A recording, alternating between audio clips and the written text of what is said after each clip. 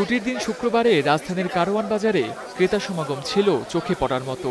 তবে টানা কয়েক সপ্তাহের ঊর্ধ্বমুখী দামে বাজারে থলে পড়ছে না বেশিরভাগ মানুষের। বিক্রেতারা বলছেন, বাজারে যোগানের অনিশ্চয়তার কারণে নিত্যপণ্যের দাম আশানুরূপ কমছে না।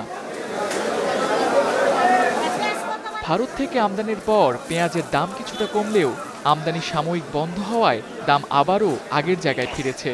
খুচরা বাজারে প্রতি কেজি পেঁয়াজ বিক্রি হচ্ছে ৭৫ থেকে ৮০ টাকায়।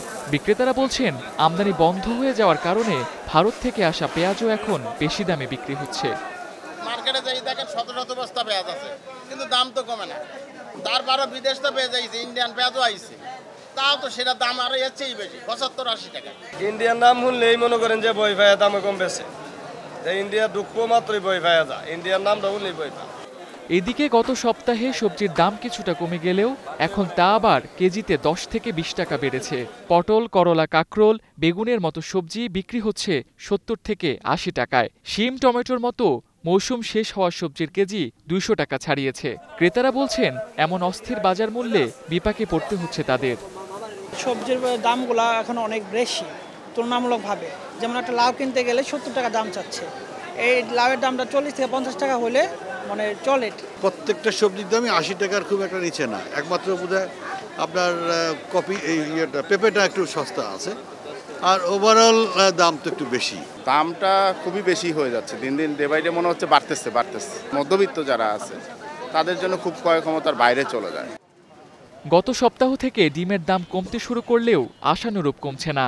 শুক্রবার কারওয়ান বাজারে প্রতি ডজন লাল ডিম বিক্রি হচ্ছে ১৩৫ থেকে ১৪০ টাকায় এবং সাদা ডিম ১৩০ থেকে ১৩৫ টাকা। বিক্রেতারা বলছেন, পর্যাপ্ত যোগান থাকলেও পাইকারি বাজার থেকে তাদের বেশি দামেই ডিম কিনে আনতে হচ্ছে।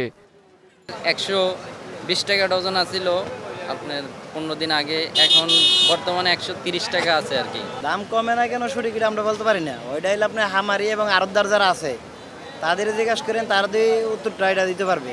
আমরা জানি কেনার উপর আমরা নির্ভরশীল। অন্যদিকে চালের বাজার আগের মতোই অস্থির।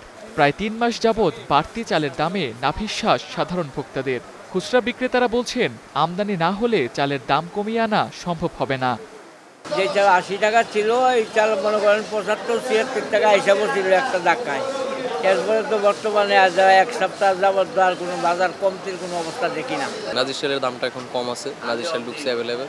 যদি ওই রত্না বা মিনিকেট জাতীয় কিছু ঢুকে, তখন দেখা যায় মিনিকেটের প্রভাবটা কমে। তারপরও মিনিকেটের দামটা এখন কিছুটা কমছে। বাজারের চাহিদা অনুযায়ী আমদানি ও বাজার তদারকির মাধ্যমে নিত্যপণ্যের সরবরাহ নিশ্চিত করে দাম সহনীয় পর্যায়ে রাখার দাবি সাধারণ ভোক্তাদের। Tamsid Ahmed, star news, Dhaka.